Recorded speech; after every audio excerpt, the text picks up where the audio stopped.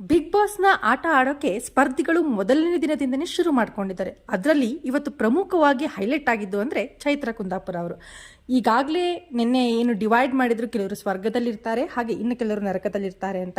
ಸ್ವರ್ಗದಲ್ಲಿರೋರು ನರಕದಲ್ಲಿರೋರಿಗೆ ಏನೇ ಊಟ ಆಗಲಿ ಮತ್ತೊಂದಾಗಲಿ ಅವ್ರು ಉಪಯೋಗಿಸುವಂಥ ಯಾವುದೇ ಪದಾರ್ಥವನ್ನು ಬಳಸಬಾರ್ದು. ಬಿಗ್ ಬಾಸ್ ಏನು ಕೊಡುತ್ತೋ ಅದನ್ನು ಮಾತ್ರ ನರಕದಲ್ಲಿರೋರು ಬಳಸಬೇಕು. ಒಂದು ಲೋಟ ನೀರನ್ನು ಕೂಡ ಸ್ವರ್ಗದಿಂದ ನರಕಕ್ಕೆ ಕೊಡಬಾರ್ದು ಅನ್ನೋಂಥ ರೂಲ್ಸನ್ನು ಮಾಡಿದರು. ಆದರೆ ಇವತ್ತು ಇನ್ನೊಂದು ಟಾಸ್ಕನ್ನು ಕೊಟ್ಟಿದ್ರು. ನರಕದಲ್ಲಿರೋರು ಅಂದರೆ ಈ ಚೈತ್ರ ಕುಂದಾಪುರ ಇರ್ಬೋದು, 9 ಜನ ಏನು ನರಕದಲ್ಲಿದ್ದಾರೆ ಅವರೆಲ್ಲರೂ ಕೂಡ ಮನೆ ಕ್ಲೀನ್ ಮಾಡುವಂಥ ಟಾಸ್ಕನ್ನು ಬಿಗ್ ಬಾಸ್ ಕೊಟ್ಟಿದ್ರು.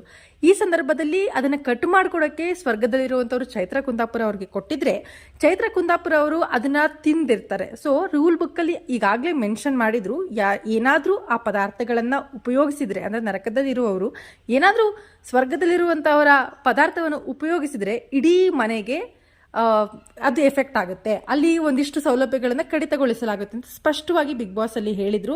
ಅದು ಗೊತ್ತಿದ್ರೂ ಕೂಡ ಇವತ್ತು ಚೈತ್ರ ಅವರು ಬೇಕು ಅಂತನಾ ಅಥವಾ ಅವ್ರು ಯಾವ ಮನಸ್ಥಿತಿಯಲ್ಲಿ ಅಥವಾ ಯಾಕೆ ಆ ಥರ ಮಾಡಿದ್ರು ಅಂತ ಗೊತ್ತಿಲ್ಲ. ಬಟ್ ಫಸ್ಟ್ ದಿನನೇ ಏನಾದರೂ ಒಂದು ಟ್ವಿಸ್ಟ್ ಕೊಡಬೇಕು, ಹೈಲೈಟ್ ಆಗಬೇಕು ಅಂತ ಮಾಡಿದಾಗೆ ಕಾಣಿಸ್ತಾ ಇದೆ.